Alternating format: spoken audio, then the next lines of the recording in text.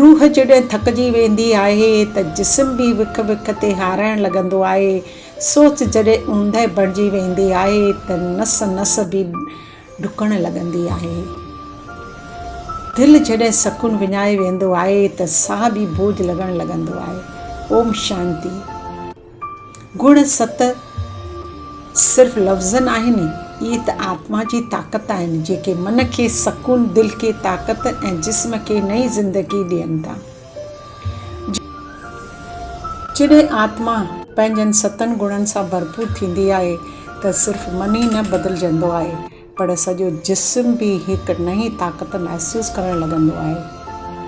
आत्मा जी ताक़त जिस्म जी हर नगाम ते घणो असरु कंदी आहे। सोच बदिलजी वञे त नस नस बदिलजणु लॻी वञे थी, इंसान बदिलजी वञनि था त जिस्म जी तनवाई बि बदिलजी वञे। पहिरियों गुण ज्ञान। ज्ञान जो सिधो तालुक़ु असांजे नर्वस सिस्टम सां आहे। जॾहिं इंसान जो मन पाक ताक़तवार वीचार कंदो त दिमाग़ जूं नसूं बि सुकून महसूसु कंदियूं। पर जॾहिं सॼो ॾींहुं डपु, तनाव, मुनाफ़े सोच त पोइ कमज़ोर थियणु लॻंदो आहे असांजो नर्वस सिस्टम। ॿियो गुण पवित्रता। पवित्रता जो तालुक़ु कर्म इंद्रियनि सां, पंज कर्म इंद्रियनि सां आहे। अखियूं, कन, ज़ुबान, हथ, पेर। जॾहिं इंसान ग़लति शयूं ॾिसंदो, ग़लति ॿुधंदो, ग़लति ॻाल्हाईंदो त अंदर जी ताक़त घटिजणु लॻंदी आहे। अॼु मोबाइल, शोर, गुस्सो, मुनाफ़ी माहौल, टीवी इंद्रियनि खे थकाए थी। टियों गुण आहे शांती।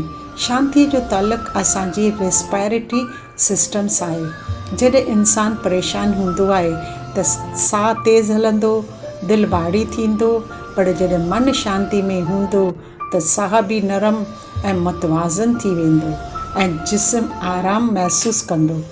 चौथों गुण सुख। सुख जो तालुक़ु असांजे डाइजेस्टिव सिस्टम ते आहे। जॾहिं इंसान डुख में हूंदो आहे त खाधे में बि मज़ो न ईंदो।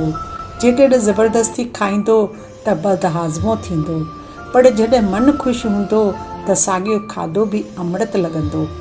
पंजो गुण प्यार। प्यार जो तालुक़ु दिलि सां आहे। जिते प्यार हूंदो उते रत जी रूहानी बि सुकून सां हलंदी आहे।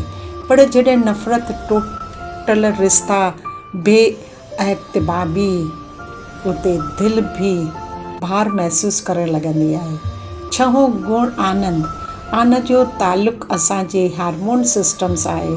जॾहिं घर में ख़ुशी हूंदी आहे त बीमारियूं बि घटि महसूसु थींदियूं आहिनि, पर रोज़ानो झगड़ा, तनफ़, उदासी त असांजे हार्मोन खे बि गैर मतवाज़न करे छॾींदा आहिनि।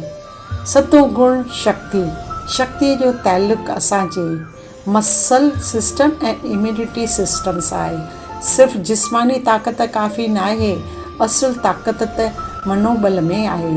जॾहिं मन मज़बूत हूंदो आहे त इंसान वॾे खां वॾी तकलीफ़ बि मुर्क सां बर्दाश्त करे वेंदो आहे। मेडिटेशन, राजयोगा सिर्फ़ु इन लाइ न आहे, ही त रूह, सोच, एहसास, जिस्म खे बैलेंस करण जो सफ़र आहे। ओम शांति शांति शांति।